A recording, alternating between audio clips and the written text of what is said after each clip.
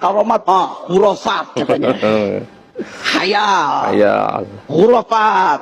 Nggak masuk di akal. Ente Ahlussunnah wal Jamaah apa bukan? Saya bicara akidah. Kalau akidahnya Ahlussunnah wal Jamaah, itu meyakini adanya karamah ya ikhwan. Karamah itu bukan soal si awarinya, bukan soal dianya, tapi siapa yang ngasih? Allah. Makanya karamah itu di Al-Quran diceritakan. Kalau mukjizat Nabi ya oke. Yang menafikan karamah itu Mu'tazilah, di luar Ahlussunnah wal Jamaah. Makanya tanpa sadar orang yang ngejek-ngejek karamah itu tanpa sadar dia lagi ngadopsi pemikiran Mu'tazilah.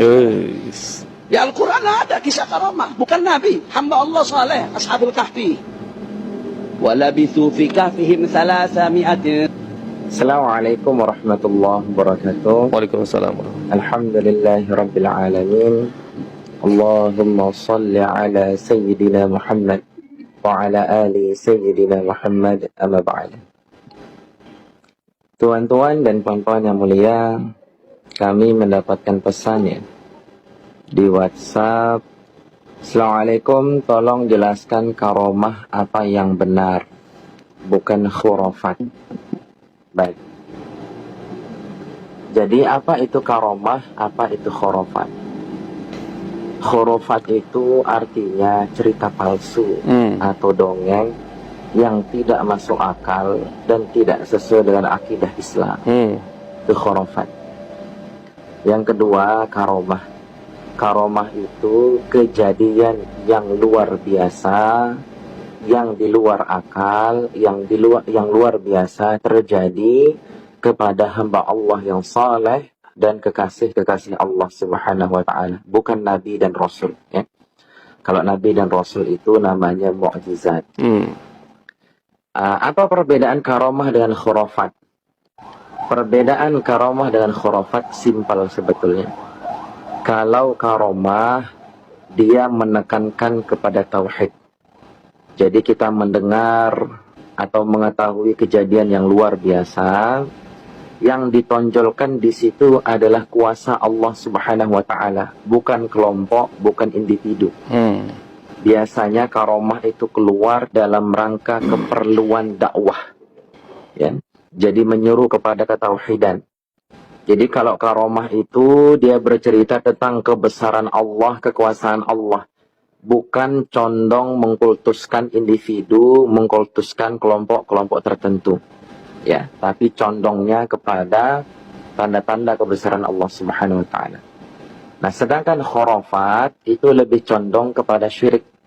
Khurafat itu lebih condong kepada syirik. Sehingga cerita-cerita pada khurafat lebih condong untuk mengkultuskan individu atau kelompok. Misalkan cerita, titik-titik ini, orang ini ya disebut namanya. Orang ini bisa berjalan di atas air, atau bisa memadamkan api neraka, atau bisa terbang, atau bisa menurunkan rantai emas, atau bisa terbang sampai tembus plafonnya. Nah, yang dicondongkan di sini individunya atau kelompoknya. Betul. Bukan yang dicondongkan itu Kuasa kebesaran Allah Subhanahu wa taala, kekuasaan Allah Subhanahu wa taala. Biasanya khurafat ini adalah salah satu alat untuk memperbudak orang. Betul. Idealisme. Ya. Jadi khurafat ini salah satu media ataupun alat untuk memperbudak orang lain dengan mendogma dan mendoktrin. Nah, jadi didogma dan didoktrin terus berulang-ulang, lama-kelamaan kebohongan itu akan dianggap suatu kebiasaan dan kebenaran. Nah, jadi simpel ya. Kalau khurafat itu dia bercerita palsu untuk memuliakan satu individu atau kelompok tertentu. Betul. Misalkan menyebut nama ini, misalkan dia loncat dari tembok, dari genteng tidak kenapa-napa. Menyebut nama orang, bukan nama Allah, bukan nama Nabi. Misalkan menyebut titik-titik terus dia loncat, dia tidak kenapa-napa. Cerita yang seperti ini dia condong untuk memuliakan individu atau kelompok tertentu. Betul. Nah, artinya khurafat itu condong kepada kesyirikan, sedangkan karomah itu condong kepada tauhid. Jadi kalau kita mendengar tanda-tanda kebesaran Allah Subhanahu wa taala, misalkan seperti Ashabul Kahfi, itu tanda-tanda kebesaran Allah. Jadi tidak disebutkan nama orangnya itu, nama orangnya ini yang tidur diberikan karomah sampai 300 tahun begitu, nggak disebut nama orangnya. Jadi lebih fokus kepada kekuasaan Allahnya yang ditekankan di situ. Jadi kalau karomah itu lebih fokus ditekankan terhadap kekuasaan Allahnya, bukan individu atau kelompok tertentu.